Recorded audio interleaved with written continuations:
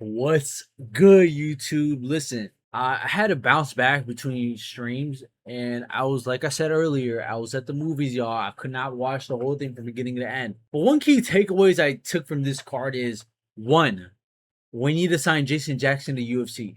Two, we also need to sign Adriano Moraes to the UFC. Even that fight was sick. I'm not gonna lie, I need to watch the last round. That shit was sick. JDS, RIP, my guy. You did not deserve this. Although I didn't get to post my predictions, I was gonna go for Rubelas to Spain here. And guys, I'm not gonna lie, leading up to this fight, the weight cuts, these motherfuckers was juicing. Every single one of these motherfuckers was juicing because they was looking in peak physical form than they were previously. Yeah, brutal KO. Unk got slime. This isn't even Unk. Gramps got slime. Dead ass, bro. He might be dead.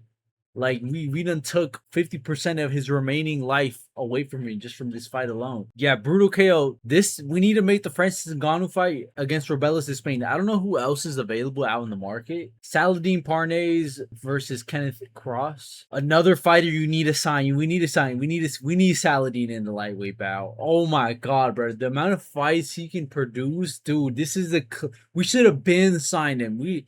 I remember, I think the Weasel was talking about this fighter. This guy is the real deal. We need to sign him. Faced a heavy grappler, a heavy pace in the first round, defended everything, got up, and just KO'd him to the body, to the head, just mixed it up. Yeah, finished this guy. Ref had to step in. Clean first round masterclass in a way.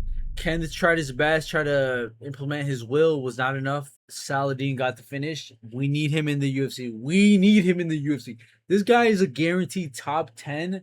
Who's even in the top 5 right now? Honestly, make him fight against Justin Gagey. He probably beats Justin Gagey. No bullshit. Crazy take here. No bullshit. He might be Justin Gagey. And another thing I'm gonna keep reiterating is that the UFC does not sign any of these people. MVP can make some noise and they can become compy. They just need to sign some old UFC veterans that have some name, and then also add in some very, very skilled fighters that just haven't been picked up by the UFC. Is producing some well fights. Moving on, Felipe Lins versus Francis Ngannou.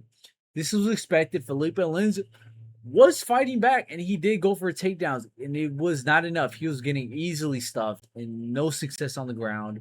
Was able to at least pull guard, survive from the KO blows. Ngannou was trying to land on Felipe Lins, trying to murder this guy. So yeah, he pulls guard, is able to survive for a little longer. They stand back up, and I'm thinking that okay, like most fighters would probably quit here, and Lins was willing to bite down, throw back. He was trying to get his respect, and yeah, with doing so, he gets knocked down, slept. Eats right hand, gets knocked out. I don't know. We're like he's throwing back, and I don't know. He just dies. He just flops on the ground.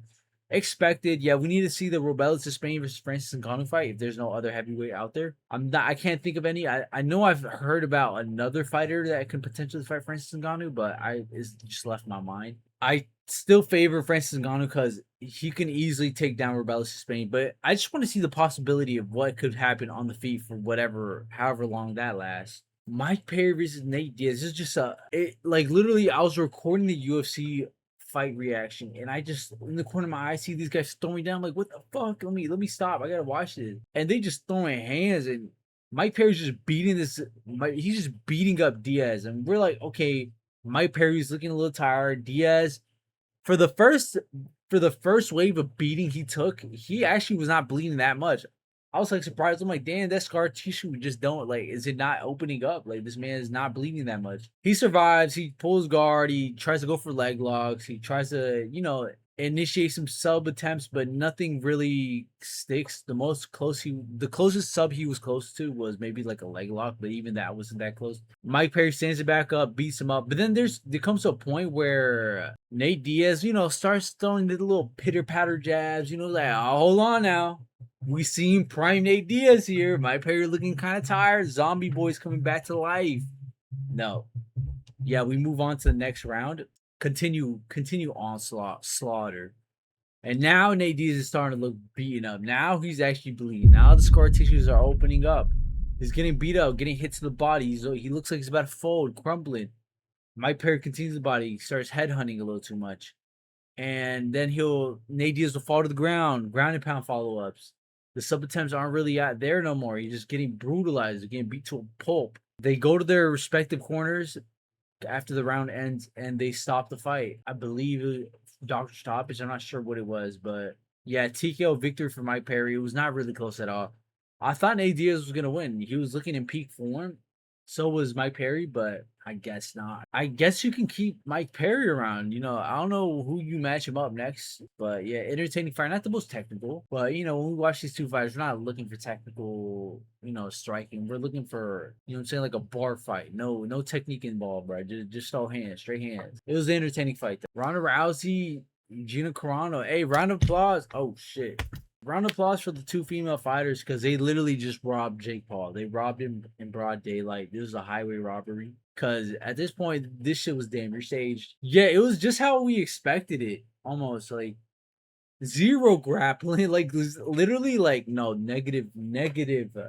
Why? Look, I'm watching. The fight hasn't ended. Why the fuck are we interviewing Gina? She did not do shit.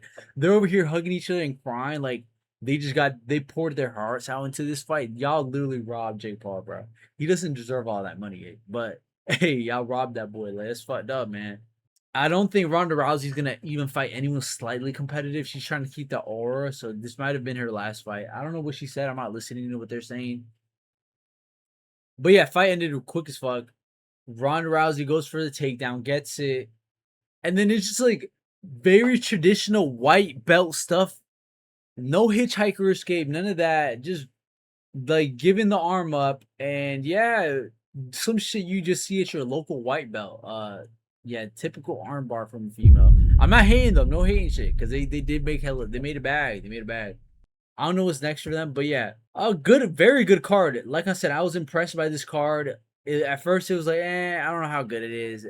Like it's just names, but are they gonna really perform? Yeah, they perform it. Every single fighter, even the low key fighters that a lot of people don't know about, they performed as well. I'm excited to see what else they put down. They should stick to this game plan of like a headliner should be like some old ex UFC fighter that has like a lot of name, and add another one, add a sprinkle of it in the co-main event, and then the rest should just be fighters that are yet to be signed, like Mokaev. Mokaev was supposed to fight Moraes, but yeah, just headline with UFC vets.